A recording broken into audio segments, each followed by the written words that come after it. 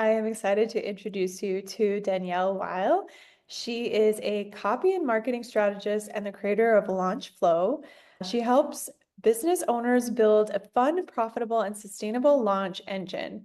Since 2006, she's written dozens of 6- and 7-figure launches, generated over 170 million in sales for clients, and mentored business owners to break their own sales records while launching in a way that creates flow and momentum. So she is another beautiful speaker for the Build Your Influence Ecosystem Summit. Welcome, Danielle. And I want to kick it off and ask you a little bit about your journey to building your influence ecosystem and kind of what that means specifically to you. Yeah, thanks. Thanks for having me. So, my journey, my story is I've been in this industry for almost 20 years. I have a degree in English literature. I thought I was going to be, a writer, and I am, just not in the way that I planned. And I have spent a lot of my career behind the scenes, being the secret weapon. And I know, a lot of us can identify with being the secret weapon and not liking to be the one on stage and, showing up. But that was something that for me personally, I got to a point where I realized, no, people need this. If I only stay behind the scenes in my comfort zone, they won't actually be able to experience what I do for a small, limited number of clients. This needs to be out in a bigger way. But it really was a journey. It didn't come as naturally as I would have liked. And that has been, I think, the biggest thing that I've learned. I think we know in many cases we create the thing that we need the most Yep. in terms of offers for other people. We create the thing that we can't see. And so when I was doing marketing, feeling like I had to follow this coach and launch a certain way, I followed this plan, that plan, and I knew, like, I had all the strategies in my toolkit. I just got on this track of like, no, I have to do it this way because this person said I have to do it this way.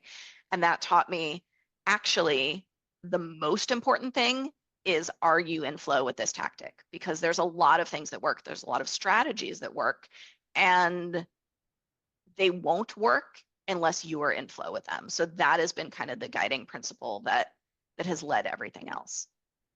Right. So now you're teaching people basically how to launch with more energy, more flow. And that's, what you're going to be talking about at the summit. So tell us a little bit about, without, giving it all away, but, the high level of, what you discovered for launches that work better without, like you said, following any one specific coach's advice. But Right.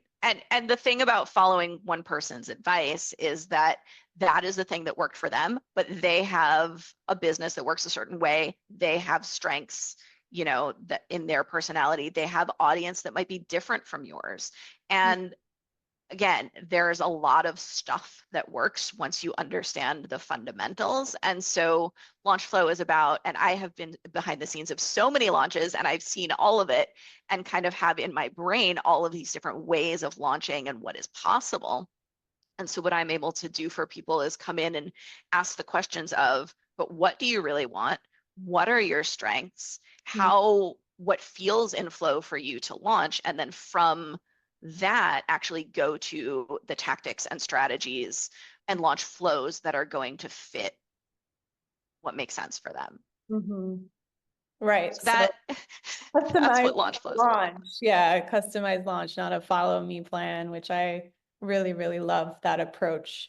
And it obviously takes somebody who has a lot of experience and understanding of, like you said, the different strategies that exist. Because let's be real, some people, they only know one thing. That's why they can only teach it. So, Mhm. so yeah, I really appreciate that you have a versatile toolbox from working with so many different types of people. And that's what allows you to see, oh, okay, well, in this instance, this is what is most likely what you should do, and to actually listen to, their needs and Mhm. I super appreciate that because, I've worked with people who have pressured me to like do launches really fast and Hmm. didn't really help my nervous system. They were like, okay, do this in 2, 3 months. And I'm like, but why? Like, I know we have to make money quickly, obviously, like for our own, business revenue flow, but sometimes, some things just feel better when you give it time, and so Yeah. that's another aspect is like how do you put together the milestones, the correct milestones, and the how do you time it so that you feel energized by the whole process and not like totally stressed out. Right. Your launch, I think there's a line, and the reason that it's called launch flow is because there's two competing forces at work. There's the launch energy of let's do this thing, let's create momentum, let's go, let's put a date on the calendar so we don't procrastinate and put it off forever Sure. and self-sabotage. And then there's the flow piece. Am I doing this in a way that feels good to me? Am I doing this with the right energy so that I show up because my people will feel when I'm doing it in the wrong energy? Mhm. And balancing those two things and actually finding the sweet spot that lets you go and get better results because you're doing it in flow. Right. Yeah, no, obviously like some having some kind of deadline is good because you're driving towards a goal. So, but I appreciate Right. that there's like that balance between the But two. it's the balance, and that balance is going to be different for everybody. So if you're like, no, I actually, from my own nervous system, need longer than 2 months to let this thing develop on its own, that's you. Someone else might be, well, I've put this off for a year and I'm ready to go now. Everything's falling into place. I want to launch next month. Let's do it. Mhm. And Yeah, that constraint will actually give them the thing that they need, right. the framework that they need to actually make it happen. Absolutely. Yeah, and if they've got the offer, the systems, the copy in place, like absolutely, you can go for it. And if they don't, Yeah, exactly. We that's know where I what to help. go to. Exactly. Amazing. So, can you maybe describe like a failed launch? Have you seen one that just like went so bad and what did you learn from it? Whether it's yours or someone else's or like anonymously, I have seen more than one failed launch to the scale of, okay, I tried this and didn't work and got nothing from it, and I'm never going to do it again. Or to the scale of there's a whole bunch of dozens of partners on board expecting us to sell this thing, new thing does not convert, we're going to change the offer mid-launch. And I can't say more details about that. Those are some of the bigger projects that I've worked on. But I've definitely been behind the scenes where things are going off the rails in various ways. And the lesson that you learn from that, there are a lot of lessons. I Right. think two that are really concrete takeaways is one, that before you do any launch, big or small, you always game out what is the worst case scenario and how will I respond in that scenario, and what is the best case scenario and what do I need to have in place if suddenly the launch performs way beyond expectations and we're flooded with clients. Like, do I have things in place? What needs to happen for that to be a reality too? And having both Right. in your mind at once lets you be mentally prepared for whatever is going to come. Right. And Right. and the second action thing is the thing that I've seen, again, launches big or small, 5 figure, 6 figure, even 7 figure launches, all have 5 things in common. Mhm. They have 5 things that are working well, that are aligned, that make sense Mhm. for the launch magic to happen. And spoiler alert, those things are the things that I call the 5 launch flows. Amazing. Okay, well, we won't spoil the what those are specifically, but just going back to what you shared. So, it's interesting that especially if you're launching a new offer of some sort, I do also see where it goes wrong, where they haven't actually thought through like the client delivery piece. They're like so focused on let's just make the sales of this Mm-hmm. that, on the other side is like the super important part about delivery of it as well, right? Definitely. So that's super interesting as well. And do you help people on that side too? Less so. I mean, we are thinking through sort of, okay, what actually is the offer? How are you going to deliver it in a way that makes sense for you and your business? What needs to be in place, whether that's you or a team, but in terms of like Not the like course design, not so much. like the vision of like Yeah, absolutely. cool. And then maybe I know that there's one of your flows that's called the cash flow. Maybe Yes. share that little tidbit about what that means to you, I guess. So cash flow is essentially what are you selling and how does that make sense with your end game vision for your business? So what constellation of offers need to be in place for you to hit the goal, the cash flow that again makes sense for you, not what you think you need to build, but what you actually want to build, where you're happy to just like, this is the business I want, I got it. Mhm, And I think some people are so focused on growth that they don't actually ever envision a stage in which they are not growing, mhm, in which they're happy to just sort of cruise.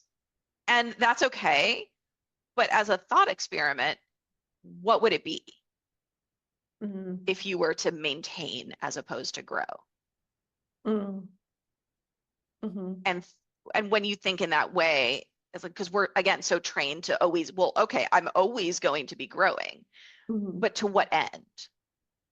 mhm, Anyway, mhm. a larger philosophical question, That is but a that's philosophical actually, question. That goes into like what kind of business you want, because as you grow, there's extra complexities that come with that. And so it's like that's just a point of, what is the, I don't want to say ceiling, but what's the amount in which you'll feel comfortable actually building your business or, maintaining it. So that, yeah, yeah. that's very interesting as well, because not everybody is built to be like a CEO of like, 500 plus people. Hmm. So, And even that business, if you're building, an 8 or 9 figure business, you're just going to grow it forever, like right, right. until And yeah, exactly. like is that actually what you I think we get in this mindset of, oh, I'm just going to grow my business and we're constantly in growth mode without thinking, okay, what is the end game? What is the thing that I actually want to build and make sense to build? And until you have that, you can't reverse engineer what it's going to take to get you there. Mhm. Yeah, that makes so much sense. Like it's like to what end are we just like continuously trying to evolve? Yeah, yeah. That's a great question for all of us to contemplate for sure. So thank you for sharing, and have an amazing resource for all of us. It's called Nail Your Narrative. Share with us what's inside of there. So what's inside is a deeper dive into one of the flows. It is something that I use whenever I'm writing a piece of copy. It's one of the first things that I go through with my clients, which is the framework for thinking about the overall story that you're telling about you and your business and your audience and how you build that bridge between what you have and what they need, right? On one side. And people talk a lot about story, and stories are great. Stories are necessary in business, right? We all know that. But what I'm focused on is the overarching narrative that all of those stories fit into and make sense, because once you have that, everything flows from there. So we're going to think how to think about it, how to put it together in your business. Amazing. Thank you so much for your contribution. All right. Well, any last parting words of wisdom for our listeners? I'm just really, really, I'm excited to be involved in this, and thank you for inviting me. And I'm really, really excited to walk through the 5 flows. And the last thing I think I want to leave everyone is launching does not have to be hard and stressful. It can actually be maybe not fun, sometimes fun. I've had people tell me their launches are fun, but certainly not something you hate, not something that feels like a burden in your business. It's something that can give you a lot of momentum if you let it. Amazing. Well, I'm so excited for your session. And obviously, I encourage everyone to join us. Definitely click the link below to register. And yeah, we can't wait to see you all there. Thank you. So thank you.